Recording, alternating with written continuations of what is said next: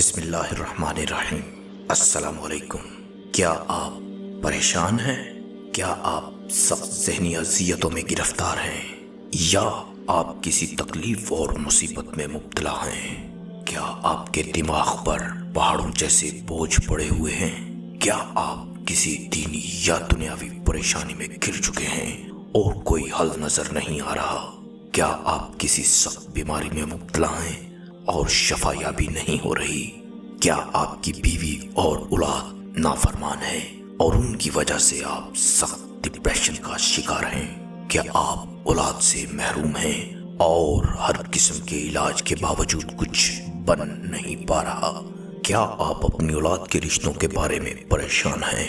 کیا آپ کاشتکار ہیں اور بے وقت بارشوں سے ہونے والے نقصانات سے پریشان ہیں؟ کیا آپ معاشی پریشانیوں کا شکار ہیں؟ کیا آپ رزق کی تنگی، بے برکتی، بھوک و افلاس کا شکار تو نہیں؟ اگر نہیں تو دل سے کہیے الحمدللہ، اللہ کا شکر ادا کیجئے اور بار بار کیجئے۔ لیکن خدا نخواستہ اگر آپ ان حالات کا شکار ہیں تو گھبرانے کی بالکل ضرورت نہیں۔ اب ان سب مسائل کا کافی، شافی اور اتھینٹک حل موجود ہے۔ ویڈیو میں مزید آگے چلنے سے پہلے نئے آنے والے دوستوں سے گزارش کروں گا کہ اس چینل کو سبسکرائب کیجئے اور بیل آئیکن کو لازمی دبائیں۔ حضرت امام احمد بن حنبل رحمۃ اللہ علیہ ایک بار سفر میں تھے۔ عراق کے کسی دور دراز گاؤں میں رات آن پڑی۔ نہ کوئی تعارف تھا اور نہ ہی کوئی ٹھکانہ۔ ارادہ فرمایا کہ مسجد میں رات گزاریں گے۔ مسجد گئے تو چوکیدار نے داخل ہونے سے منع کر دیا۔ اسے بہت سمجھایا مگر وہ ضد کا بہت پکا تھا، کسی طرح نہ مانا۔ امام صاحب رحمت اللہ علیہ نے فرمایا میں پھر اسی جگہ سو جاتا ہوں۔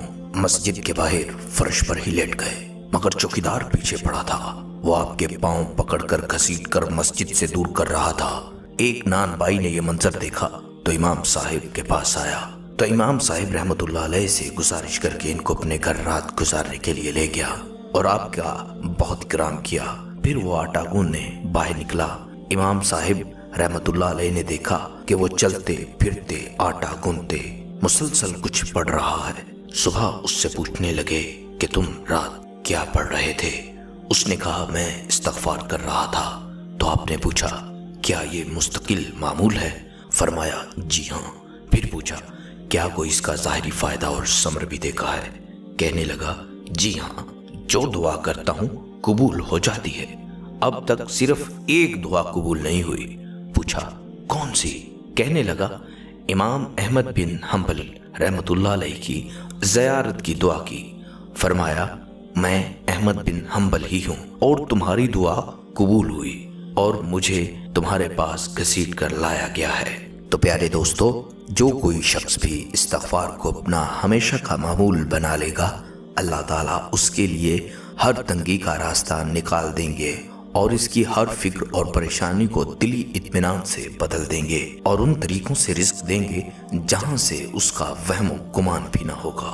لیجئے، نسخہ مل گیا، مضبوطی سے تھام لیجئے اور آج ہی سے عمل شروع فرما دیجئے، مگر یقین شرط ہے۔ کامل یقین کے بغیر کچھ ہاتھ نہیں آتا۔ بطور مثال چند واقعات آپ کے ساتھ شیئر کرنے جا رہا ہوں۔ ایک ڈاکٹر صاحب ہیں، ہسپتال کے 5 ڈاکٹروں نے ان کے خلاف سازش کر کے ان کو نوکری سے نکلوا دیا۔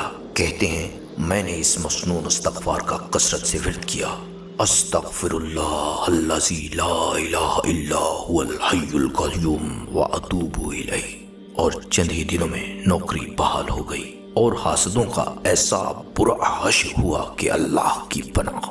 ایسا ہی ایک اور واقعہ آپ کے ساتھ شیئر کرنا چاہوں گا۔ یہ ایک خوش نصیب جوڑا ہے مگر بے اولاد۔ دنیا کے کئی ممالک سے علاج کروایا مگر کچھ حاصل نہ ہوا۔ پھر قرآن پاک کی وہ آیت سنی جس میں فرمایا گیا استغفار کرو، اللہ تعالیٰ خوب مال و اولاد عطا فرمائے گا۔ سب علاج بند اور استغفار شروع۔ اب ماشاءاللہ ان کے 3 بیٹے اور 4 بیٹیاں ہیں۔ ایسے ہی ایک عورت کو کینسر ہوا۔ استغفار کی کثرت، جب دوبارہ ٹیسٹ کروایا تو بیماری کا نام و نشان تک نہ تھا۔ ایک عورت کو شادی کے 30 سال بیت گئے، اولاد نہیں۔ کسی نے استغفار کا بتایا، دن رات اسی میں لگ گئی، 30 سال بعد اللہ تعالیٰ نے اولاد عطا فرمائی۔ تو دوستو، قصے اور واقعات بہت ہیں، ان کو بیان کرنے کا مقصد یہی ہوتا ہے کہ قصوں سے عمل کو ترغیب ملتی ہے، اور ان قصوں میں کوئی مبالغہ بھی نہیں ہے، کیونکہ استغفار پر بے شمار نعمتوں کا وعدہ اللہ تعالیٰ نے خود فرمایا ہے۔ السلام علیکم ورحمۃ اللہ وبرکاتہ۔